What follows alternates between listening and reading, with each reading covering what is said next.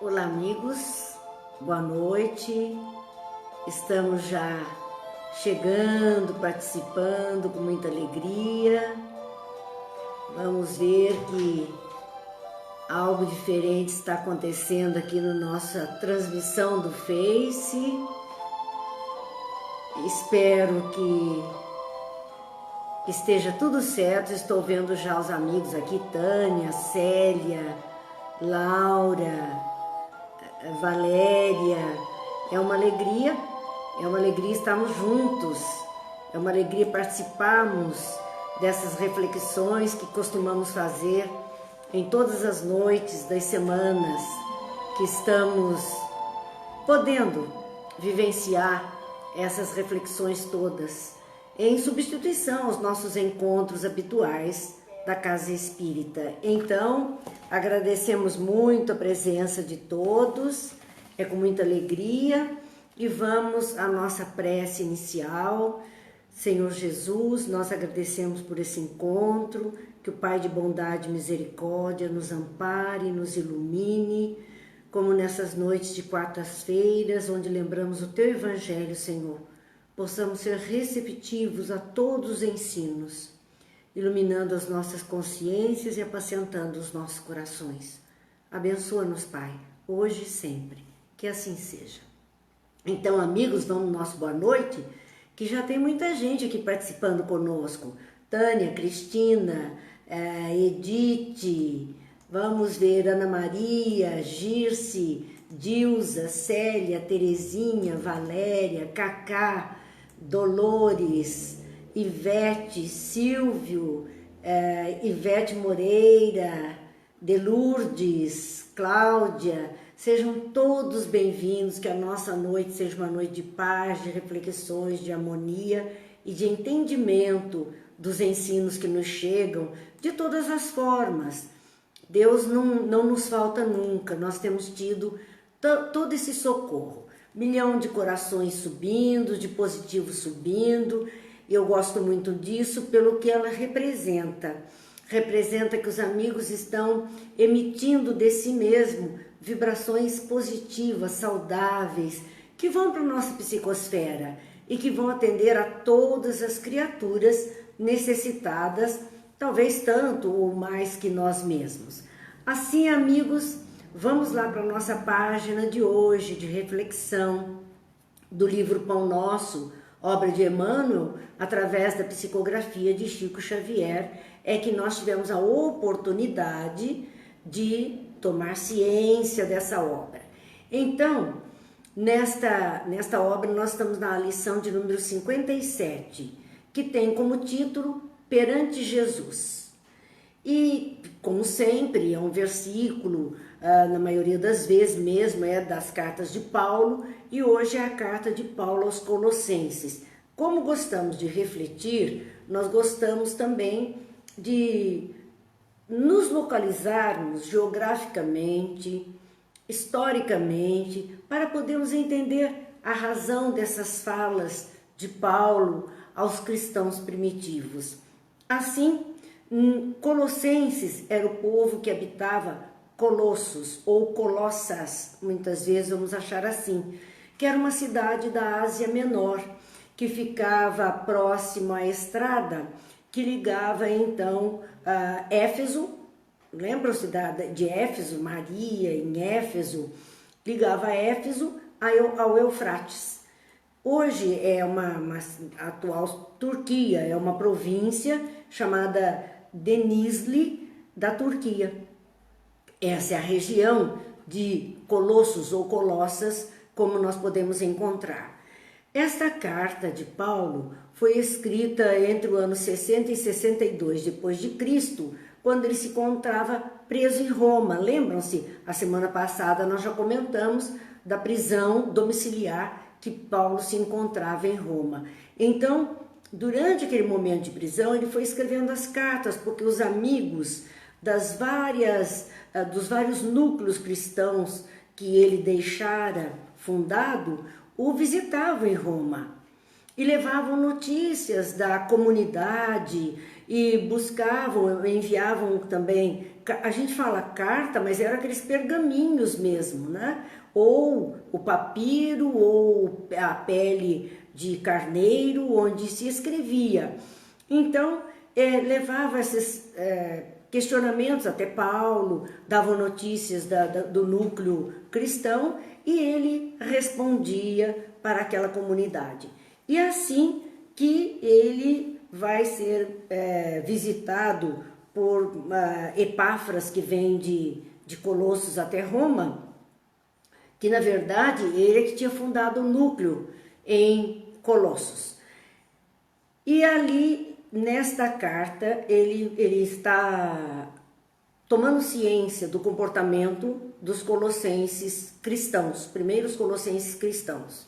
Então, relata-se que os santos de Colossos, e vamos lembrar a palavra santo novamente, não necessariamente e não significava, como hoje para nós, aquele que faz milagres, mas o santo era todo aquele que estava convertido ao Evangelho de Jesus e que buscava um comportamento de vida diferente. Então, todo cristão, primeiro cristão, ativo na fé, partícipe da sua igreja, era chamado de santo.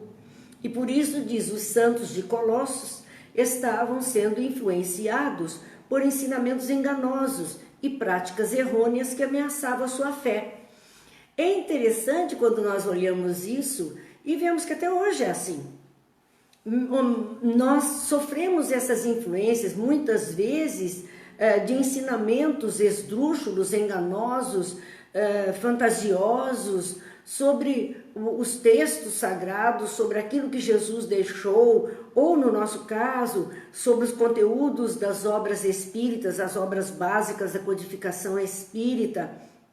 E muitas vezes essas informações enganosas, ensinamentos enganosos, nos levam a práticas errôneas, que não são concordes aos ensinamentos de Jesus, que não são concordes ao ensinamento da espiritualidade superior. E por conta disso, ameaça a fé. Fé no sentido de fidelidade ao ensinamento de Jesus, à proposta cristã. Às vezes, a nossa fidelidade à proposta do Cristo é abalada, é complicada por informações errôneas, por reflexões tortuosas, e era isso que acontecia já em Colossos, com aqueles primeiros cristãos. Então esse era o relato de Epáfras para Paulo, sobre os erros que os colossenses estavam cometendo. De acordo com os ensinos de Jesus, aqueles homens estavam misturando muita coisa que não tinha nada a ver. Vamos lá ao boa noite a quem eu não disse, senão eu vou falhar. Silvia, Rosângela, Marli, Iara, Sueli, Marina, Didi, Gil, boa noite a todos vocês. Sivaldo chegando agora, boa noite. Então, meus amigos, nós vemos que este cuidado que Epáfras percebia já nas falhas dos colossenses e relatava a Paulo, que queria a pureza da doutrina do Cristo, do ensino de Jesus na vida das pessoas, se nós bobearmos, nós vamos abraçar essas informações errôneas, indevidas, maldosas às vezes, que nos levam a esse falsear a nossa fé, a nossa fidelidade à proposta do Cristo. Então, neste relato de Epáfras, ele vai enumerar 3 comportamentos daqueles homens de época. Primeiro, o comportamento que, como errado diante da lei de amor que Jesus trouxe, eles pensavam ser melhores que os outros. E hoje ainda dentro das religiões, quantas vezes alguém de uma religião pensa que é melhor do que o outro da outra religião, que não merece nem crédito, não merece consideração. E até dentro da própria religião, se alguém tem uma posição de destaque qualquer, às vezes se acha melhor que os outros. Então aqueles primeiros homens cristãos estavam se achando melhores que o resto da comunidade.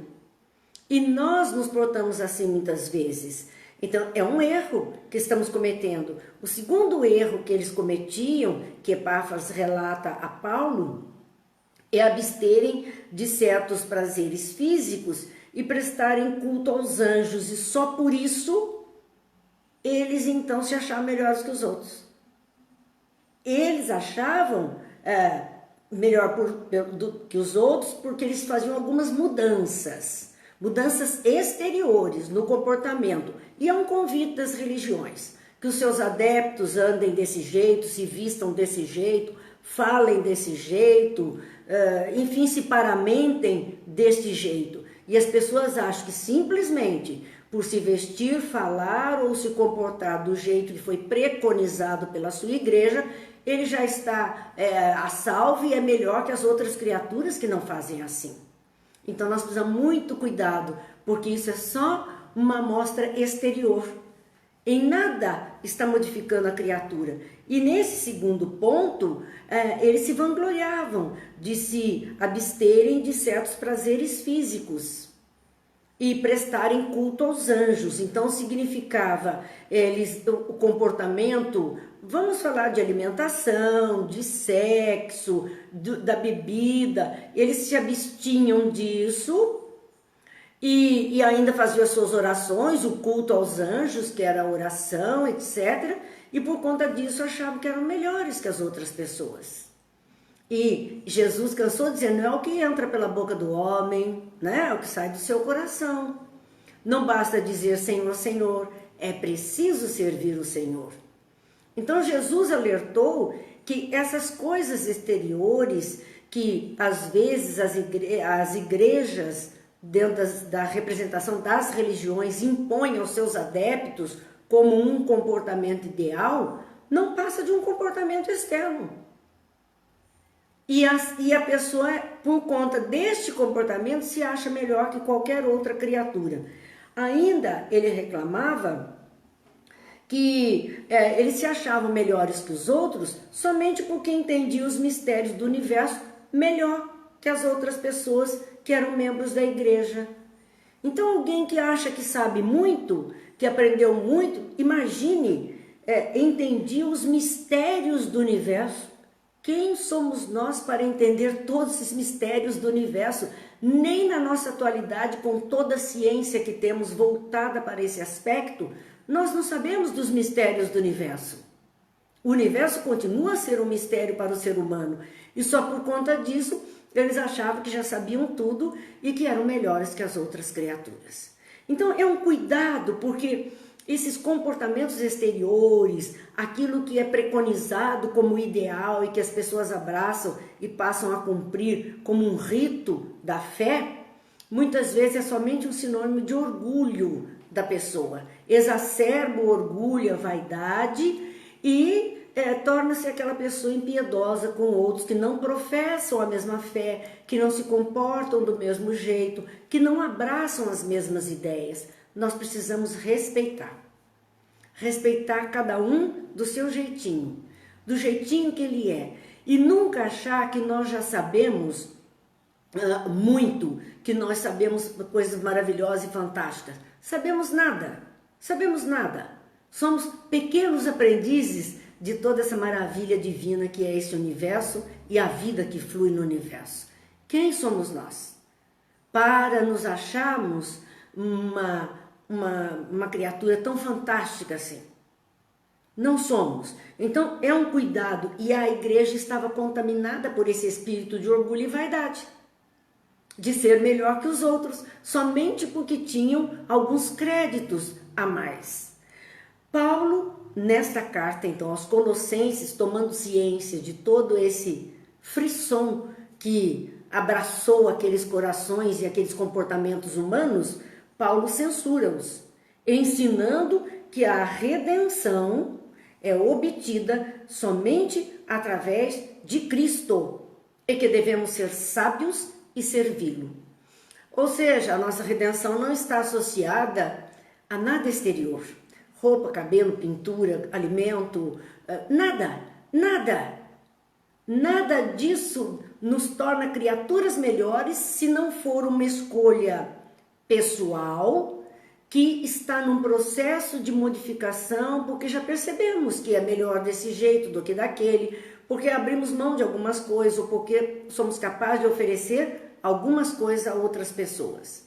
Mas isso não nos faz melhores que o outro como escolhidos, simplesmente mais maduros um pouquinho talvez, e talvez por isso mesmo estejamos com a responsabilidade de auxiliar aqueles menos maduros, mas auxiliar com a nossa fraternidade e não com as acusações, com grosserias, com guerras, com destruições. Nada disso é válido para o cristão. Vamos continuar o nosso boa noite, que eu ainda não vi algumas pessoas. Silvia, Isabel, Eliane, Regiane, Carlinhos, Júlio. Sejam todos bem-vindos, que a nossa noite seja de luz e reflexões. Então, amigos, nós queríamos trazer esse painel para sabermos a quem Paulo falava e o que ele falava nessa carta. Então, é uma carta de repreensão, mas de ensino, né? De censura àquele comportamento exacerbado, orgulhoso, prepotente, de superioridade. É uma carta de puxão de orelha, mas é uma carta também de ensinamento sobre o que o cristão deve fazer, que a nossa salvação, a nossa redenção, a nossa melhoria só se faz através de Cristo. Não é de Cristo, pessoa Jesus, não é de Cristo, Espírito Crístico que habitou a terra, mas é de Cristo, como a palavra diz, o iluminado é daquilo que ele veio trazer como luz para os nossos caminhos, para as nossas consciências, que exatamente são os seus ensinos. Então, nossa redenção se fará, nossa melhoria, o nosso crescimento moral se fará, se nós verdadeiramente buscarmos os ensinos de Jesus, e por esses ensinos de Jesus é que vamos desenvolver a sabedoria na nossa ação, na nossa vida, para o bem viver, para o crescimento nosso e de todos aqueles que conosco partilham da caminhada, através da nossa ação no bem. Servir a Jesus é estender esses ensinos, é ter a atitude do bem para com as criaturas. Então fica aí o painel dessa carta de Paulo aos Colossenses. E agora vamos então, ela tem 4 capítulos, o versículo que Emmanuel escolheu para a reflexão da lição 57 do livro Pão Nosso é o versículo 23 do capítulo 3. E neste versículo do capítulo 3, Paulo diz assim: e tudo quanto fizerdes, fazei-o de todo o coração, como ao Senhor e não aos homens.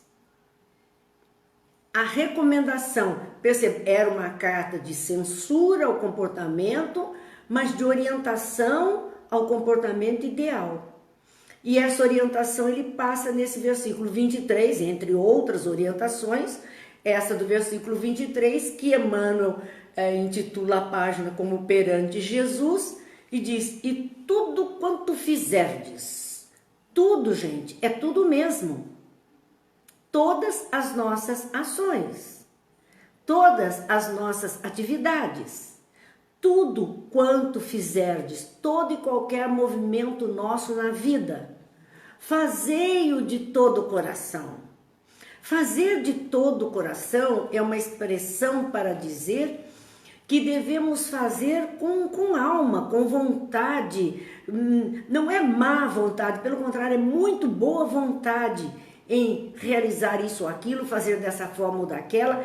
É um envolvimento da melhor qualidade possível, do melhor modo possível, do melhor comportamento possível, porque ele diz: como ao Senhor fazei de todo o coração, como se fosse para Jesus. como se fosse atendendo ao seu pedido, atendendo ao seu chamado, atendendo à tarefa que ele nos passa. Faz como se fosse para ele, serve como se fosse servi-lo e não aos homens.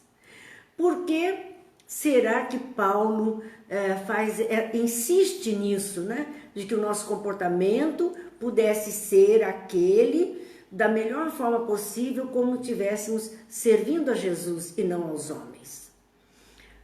Talvez porque os homens têm a vaidade, o orgulho, o egoísmo, têm a ingratidão, a dureza de coração, têm a natureza de bloquear o outro, diminuir o outro, a atenção fica limitada a pouca pessoa. E se nós fizermos como a Jesus, não vamos esperar nada de ninguém, nem pela gratidão. Fazer pelo prazer de fazer. Entre fazer e não fazer, faça-o. Faz o bem, é o convite de Jesus. E não se preocupa e faz a todos. Então, fazer aos homens seria, nós fazemos distinção. Para esse eu faço, para esse eu não faço. Esse é da minha igreja, eu atendo. Esse não é da minha igreja, eu não quero nem saber. Esse é da minha religião, então é meu irmão, para esse, tudo. Aquele não é da minha religião, não é meu irmão. Então, eu não vou me envolver com ele. Engano. Nestas horas que nós estamos vivendo, dentro dessa pandemia, o que eu imagino, é que aqueles nossos abençoados trabalhadores da área de saúde que estão atendendo incansavelmente às criaturas que chegam com as suas dores, sequer perguntam a religião.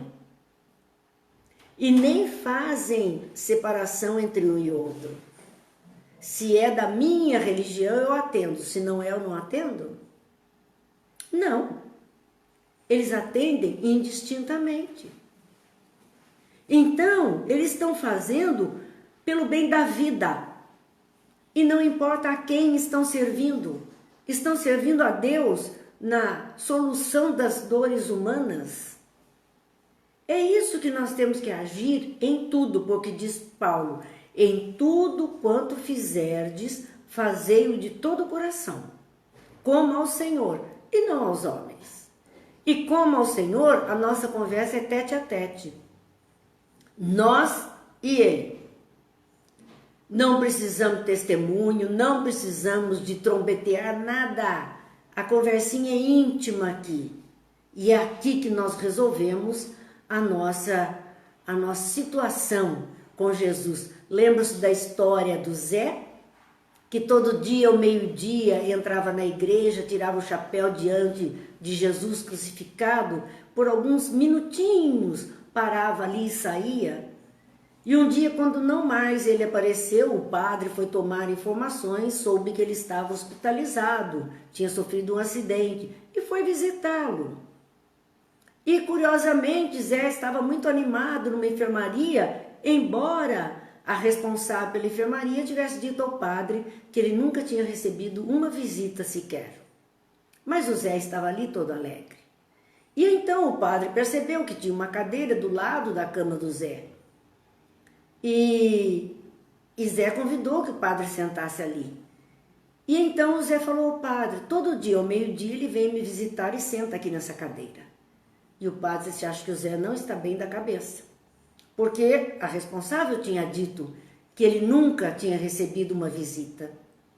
Mas quem vem aqui, Zé? Ora, Jesus.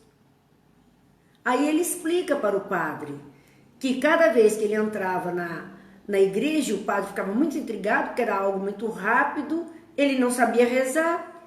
Ele olhava para Jesus e disse, ô Jesus, aqui é o Zé, e saía para trabalhar.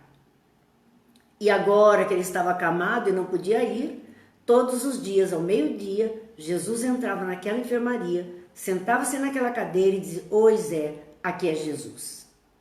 Essa é a nossa conversa. Essa é a nossa aproximação. Fazei-o de todo o coração. Não são palavras.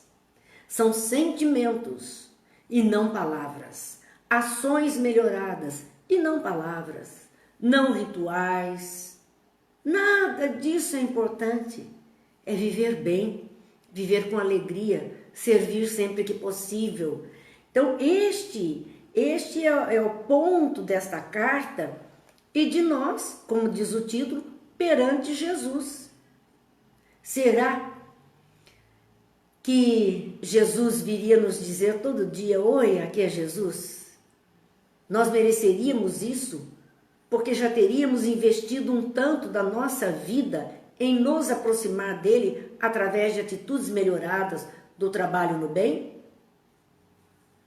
É uma questão para nós pensarmos. Então, Emmanuel vai fazer alguns comentários sobre este ponto. Em tudo que fizerdes, fazei-o de todo o coração, como ao Senhor e não como aos homens. Relata ele: a compreensão do serviço do Cristo entre as criaturas humanas alcançará mais tarde a precisa amplitude para a glorificação do Cristo. Então, o Cristo presente na terra depende de uma terra melhor para todos. E esta terra melhor para todos somos nós que temos que providenciar. Nós que aqui estamos. Então, a compreensão do serviço do Cristo entre as criaturas humanas, já diz Emmanuel, alcançará mais tarde a precisa amplitude. Ou seja, o livro foi escrito no século XX, meados do século XX. Nós estamos em início, primeira década do 21. São poucos anos. Mas isso é mais tarde que vai alcançar essa amplitude, a compreensão do serviço do Cristo. Mais tarde, não temos a compreensão. Não sabemos verdadeiramente o serviço que o Cristo deseja que façamos, que estamos convidados a trabalhar. Ficamos ainda nessas coisinhas de contextos religiosos, de rituais, de cercadinhos. Os nossos templos quase que viraram cercadinhos onde nós nos posicionamos. Mas o templo do Cristo é o mundo e toda a humanidade. Então nós temos essa responsabilidade. Se cada homem culto indagasse de si mesmo quanto ao fundamento essencial das suas atividades. Então Emmanuel está convidando àquele autoconhecimento, autoavaliação. Se cada pessoa hoje, com consciência, culta, conseguisse se autoavaliar quanto à essência das suas atividades. Para quem ela trabalha no século? A questão para nós é essa: para quem nós estamos trabalhando na vida? Será apenas para o nosso ganha-pão? É justo? É claro que é justo, precisamos disso. Mas será apenas para uma companhia da qual nós somos mais um número na folha de pagamento de uma empresa? Para quem nós estamos trabalhando no século, na nossa vida? O que é que nós estamos verdadeiramente fazendo? Que trabalho estamos realizando? Porque às vezes a vida vai passando e nós sempre achamos que trabalhávamos para esta empresa ou para aquela empresa, e agora uma pandemia dessa até a empresa se foi. E aí? Para quem trabalhávamos mesmo? Para quem queremos trabalhar? O convite é para que trabalhemos pelo bem da humanidade, que possamos investir do nosso intelecto, da nossa capacidade, sim, para o nosso proveito, para o nosso sustento, mas que tudo isso se estenda a outras criaturas. A quem ofereceu o fruto dos labores de cada dia? O fruto dos nossos trabalhos, a quem oferecemos? Oferecemos apenas a uma empresa? Oferecemos a alguém? Ou oferecemos às criaturas que conosco partilham da caminhada e que podem usufruir daquilo que estamos fazendo, realizando, construindo, edificando, fazendo surgir na vida? Para quem? Estamos trabalhando para o Senhor na seara? Por isso que ele diz, a seara é grande, os trabalhadores são poucos. Uma falta de consciência de que a seara é grande e que nós precisamos nos engajar como trabalhadores do bem nas tarefas que precisamos realizar. Vamos lá, que eu ainda não disse boa noite a alguns companheiros aqui, Luci, Karina, Gilmari, eu não tinha dito, né? Boa noite a todos, sejam todos muito bem-vindos, é sempre alegria estarmos juntos.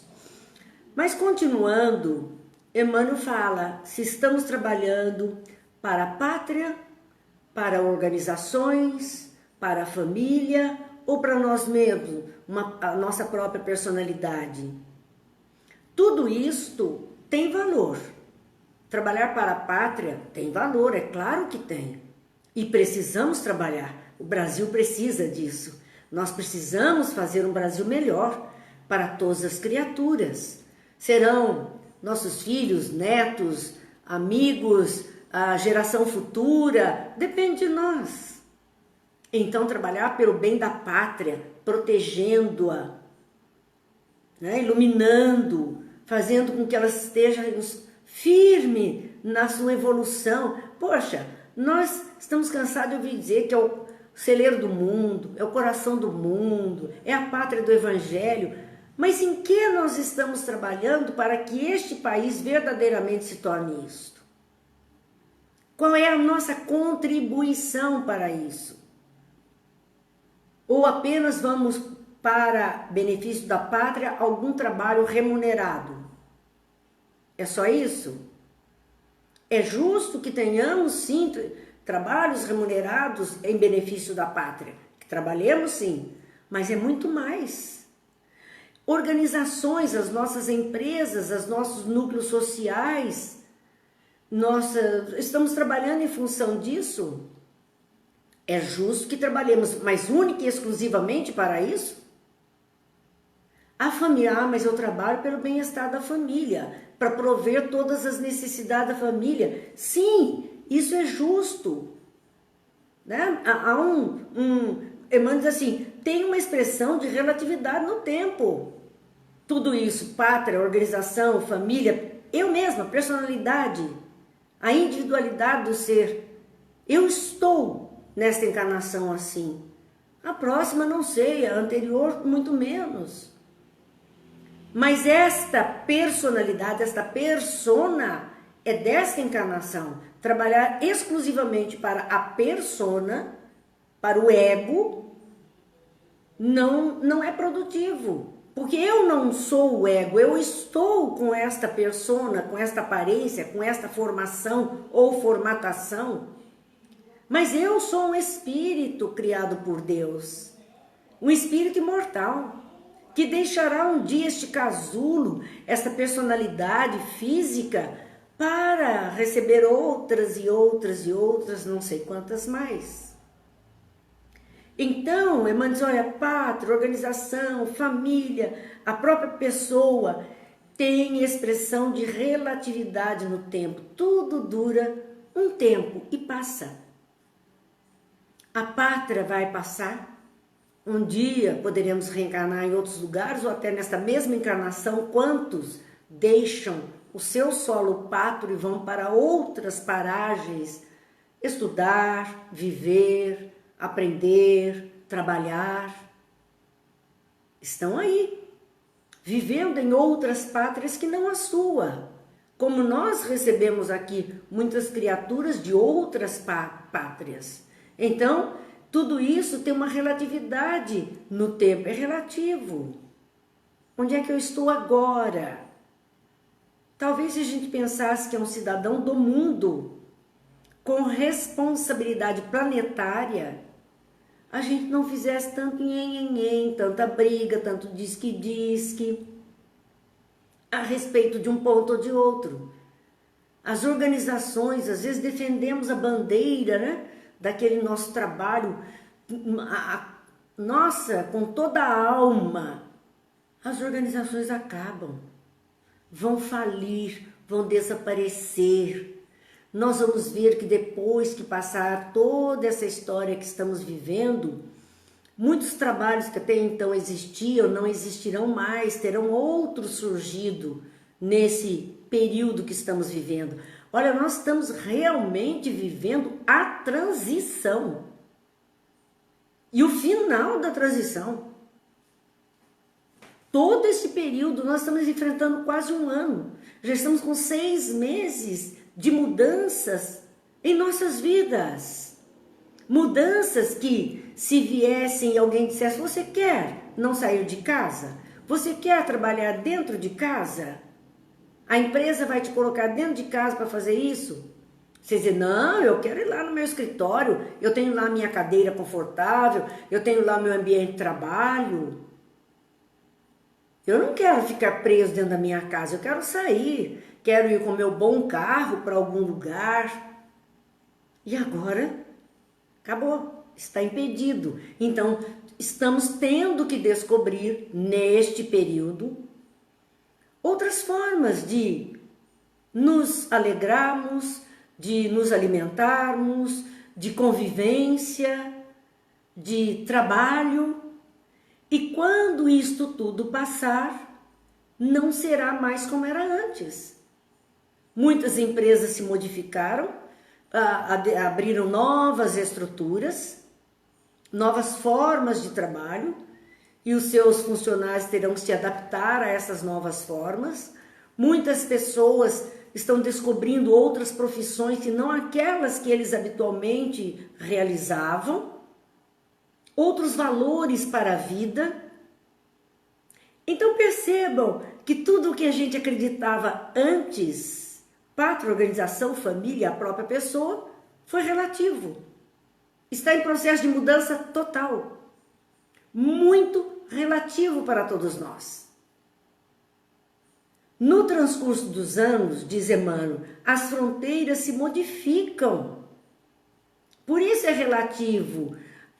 Um país pode aumentar suas fronteiras, ele pode diminuir suas fronteiras, ele pode se partir em 2 novos países, 2 novos estados. Nós temos aqui, há um tempo atrás, tínhamos o estado de Mato Grosso, um grande estado no território brasileiro, que se partiu e de repente as fronteiras mudaram. Nós temos Mato Grosso e Mato Grosso do Sul. Então, dividiu-se, é outra linha geográfica que nós vamos olhar. As crianças verão outro mapa, que não aquele que nós víamos. É relativo, é muito relativo. As fronteiras se modificam com o tempo. Nós estávamos acabando de falar de Colossos, que é onde Paulo escreve essa carta, que ficava lá próximo ao rio Eufrates, entre Éfeso e Eufrates. Gente, acabou Colossos, não existe. Existe uma cidade onde um pouquinho das ruínas que comprovam que ali foi Colossos, talvez ainda exista numa região da Turquia. Outra formatação, outro desenho geográfico, outra carta geográfica. Então, é relativo. Se brigaram por fronteiras, bobagem, porque elas mudaram. Se brigaram por divisas, bobagem, porque elas mudam. Então está aqui o chamamento de Emmanuel para nós. As leis evoluem, evolucionam, ele coloca. Elas evolucionam, elas vão adiante. As leis atendem necessidades de um momento X. Se mais adiante novas necessidades surgem, é preciso que elas sejam trabalhadas para atender às novas necessidades. Então aquilo que servia no período de tempo lá atrás, hoje não serve mais. São outras leis, outra forma de ver, outra forma de entender. O grupo doméstico se renova. E não precisamos nem falar nesse grupo reencarnatório, da programação reencarnatória. Pensemos a nossa família agora. Quantos elementos da nossa família saíram para outros núcleos, estão compondo outras famílias? E quantos chegaram até nós e hoje fazem parte do nosso núcleo familiar, do nosso rol de amigos? Quantos amigos, num ponto do caminho, seguiram outras estradas? Não necessariamente deixamos de ser amigos, mas não partilham mais do nosso discurso diário, do nosso ponto de vista. Tem outra. Queremos bem e respeitamos as escolhas de cada um. Mas não pautamos mais pelas mesmas letras. Então percebam que o grupo doméstico se renova e o homem se eleva para destinos sempre mais altos. Isso é um conforto. Então, quando vemos hoje ainda uma grande parcela da humanidade com comportamentos grosseiros, difíceis, consideremos que já foi muito pior.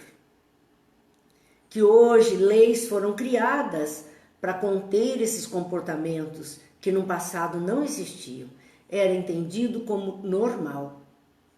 Normal. Então, estamos em progresso. É que é lento. O progresso é muito lento. Mas estamos gradativamente indo adiante. E qualquer um de nós, agora, hoje, nesse exato dia 19 de agosto que estamos, de 2020, 20 horas e 42 minutos, nós, se olharmos para nós mesmos, para a nossa vida, 5 a 10 anos atrás, nós vamos ver como mudamos a nossa ótica, o nosso modo de pensar, os nossos interesses, o nosso modo de viver, o nosso comportamento. Mudamos. E hoje talvez as nossas cargas, nossas cobranças sejam menores, nossas cargas sejam menores, nosso interesse em fazer algo melhor talvez seja maior que no passado. Então, estamos nesse processo o tempo inteiro de mudança constante. E é isso que Emmanuel nos traz a reflexão. Tudo que representa esforço da criatura foi realização em si mesma, no quadro de trabalhos permanentes do Cristo. Então existe o trabalho do bem. E tudo que nós nos esforçamos para realizar neste trabalho do bem na Terra, na verdade estamos realizando em favor de nós mesmos. O bem que se faz, a si mesmo o faz. Então o bem que fazemos a alguém é a lei do retorno. A nós mesmos estamos fazendo. A oportunidade de servir vai desenvolvendo em nós capacidades, potencialidades da alma, do intelecto, para servir bem. Então somos nós os grandes beneficiados quando nos dispomos a fazer alguma coisa no trabalho do bem. Legisladores e governados passam no tempo, com a bagagem que lhe é própria. Sejam os governantes de que escalão sejam, então legisladores, aqueles ministros, criadores, passam, não são eternos naquele ponto. A história do Brasil já registrou quantos? Talvez não lembremos nem dos nomes agora. São figuras que se apagaram na linha do tempo. Então, para que tanta arrogância? Mas estão ali, passam no tempo, com a bagagem que lhe é própria, com tudo que ele tem, com tudo que ele fez, com tudo que ele edifica, com tudo que ele apresenta. Cada um está fazendo a sua jornada, carregando a sua mochila daquilo que foi importante colocado dentro dela. E vamos passar, carregando o que é próprio de cada um de nós. Jesus, porém, não passou, perceberam? São 2000 anos e nós estamos falando dele aqui. E não passou nem o seu ensinamento. Porque nós estamos discutindo e tentando, dentro desses ensinamentos, aprender um pouquinho para viver melhor. Jesus permanece a fim de ajuizar da vantagem ou desvantagem da colaboração de cada um no serviço divino da evolução e do aprimoramento. E não é que ele permanece como juiz. Esse Jesus permanece a fim de ajuizar, é a fim de estabelecer um juízo sobre o comportamento, mas essa permanência dele é dos seus ensinos, mostrando o que é certo, o que é errado, o que é o ideal e o que é que nós fazemos indevidamente muitas vezes. Administração e obediência, diz Emmanuel, responsabilidade, traçar e seguir são apenas subdivisões da mordomia conferida pelo Senhor aos seus tutelados.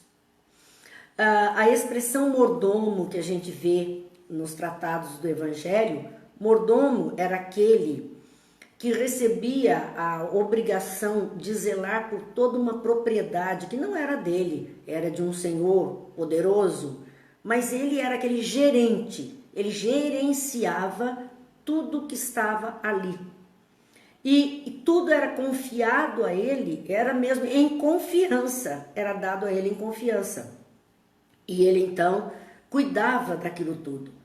Assim, diz Emmanuel, administração e obediência, que é o que aquele mordomo ou aquele gerente fazia.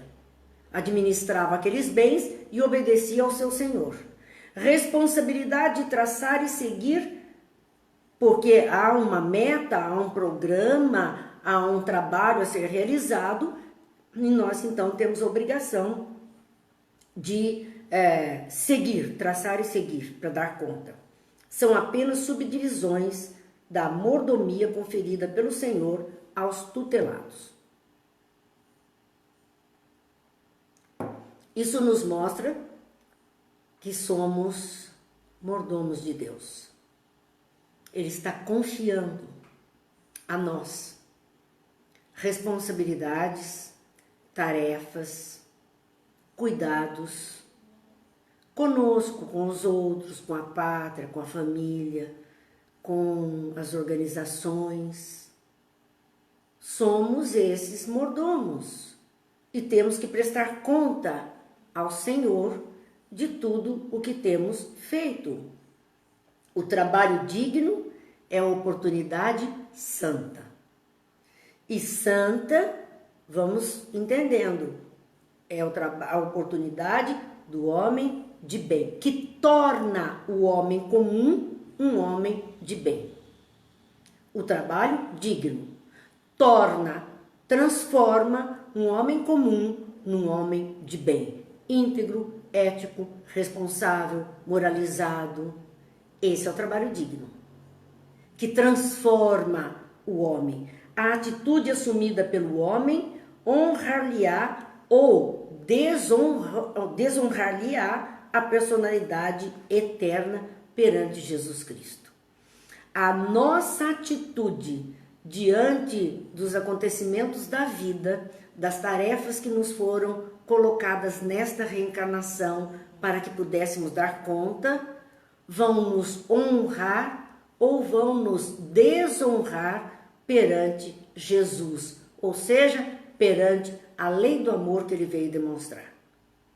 Então poderemos sair dessa glorificados, melhorados, muito melhorados, ou saímos dessa ainda muito comprometidos e desonrados, porque nós somos honrados com um trabalho, nós somos honrados com uma tarefa, porque temos competência. Por isso que diz, Deus não coloca fardo pesado em ombros fracos. Ele está honrando a criatura porque sabe da competência que ela tem. Ela vai dar conta. E se ela conseguir dar conta, ela sai dali honrada, glorificada diante do Senhor que lhe confiou a tarefa. Mas se ela não der conta, ela sai desonrada. É uma criatura que se desonrou na execução da sua tarefa. Então, meus amigos, nós estamos chegando ao final das nossas reflexões desta lição de número 57 do livro Pão Nosso de Emmanuel. Lembrando que todas essas nossas reflexões ficam no canal do YouTube Marina Ferri e aqui no Facebook, na página de grupo de apoio aos estudos espíritas.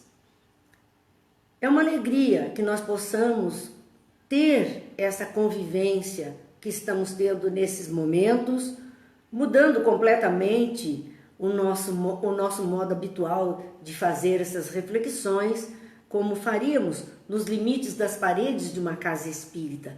Hoje o nosso limite são os horizontes do mundo, porque a rede se estende por todo lugar e com certeza muitos poderão participar conosco desta vivência dentro do seu próprio lar, fazendo as suas próprias reflexões, tirando as suas próprias conclusões, avaliando o seu próprio existir.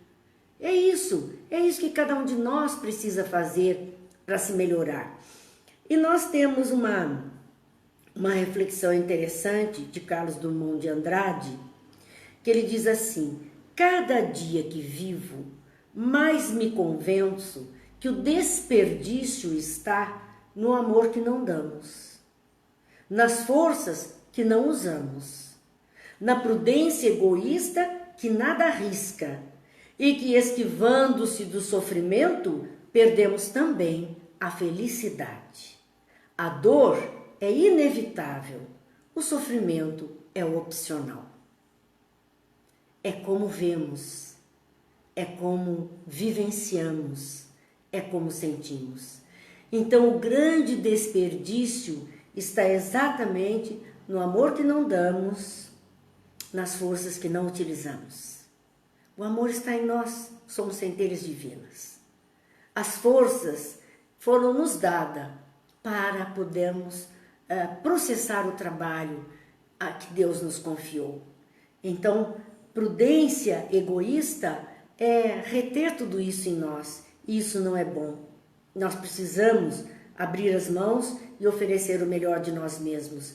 E esquivando-se do sofrimento, muitas vezes perdemos também a felicidade, que seria a realização da tarefa no bem. Que Jesus então nos abençoe e vamos pedir as suas bênçãos, hoje é quarta-feira, para as nossas águas. Que a espiritualidade amiga possa colocar os fluidos que necessitamos para a saúde, para o bem-estar, para o conforto, para a cura. Que todas as águas que tenhamos junto de nós, nos nossos lares, possam receber os fluidos magnéticos que todos necessitamos. E assim nos fortalecemos com as graças de Deus, através dos bondosos amigos espirituais que vêm em nosso socorro nesse instante. Façamos então, nesse instante, a prece a Bezerra de Menezes, que gostamos muito de fazer nas quartas-feiras. Nós te rogamos, Pai de infinita bondade e justiça, as graças de Jesus Cristo através de Bezerra de Menezes e suas legiões de companheiros. Que eles nos assistam, Senhor, consolando os aflitos, curando os que se tornem merecedores, confortando aqueles que tiverem suas provações a expiar, a passar, esclarecendo aos que desejam conhecer e assistindo a todos quantos apelem ao teu infinito amor. Jesus, divino portador da graça e da verdade, estende tuas mãos dadivosas em socorro daqueles que te reconhecem como despenseiro fiel e prudente. Faze-o, divino modelo, através de tuas legiões consoladoras, de teus santos espíritos, a fim de que a fé se eleve, a esperança aumente, a bondade se expanda e o amor triunfe sobre todas as coisas. Bezerra de Menezes, apóstolo do bem e da paz, amigo dos humildes e dos enfermos, movimenta as tuas falanges amigas em benefício daqueles que sofrem, sejam males físicos ou espirituais. Santos Espíritos, dignos obreiros do Senhor, Derramai as graças e as curas sobre a humanidade sofredora, a fim de que as criaturas se tornem amigas da paz e do conhecimento, da harmonia e do perdão, semeando pelo mundo os divinos exemplos de Jesus Cristo. Que Deus nos abençoe, que Jesus nos ilumine, que todos os lares possam receber uma onda magnética de paz, de harmonia, de saúde, de força e de fé. Que todos os ambientes do mundo onde haja dor sejam socorridos, amparados, aos corações aflitos, desesperados, possam ter a mão amiga que os socorra e os ampare. Muita paz, até amanhã, se Deus quiser, quando estaremos de volta às 20 horas. Deus abençoe a todos.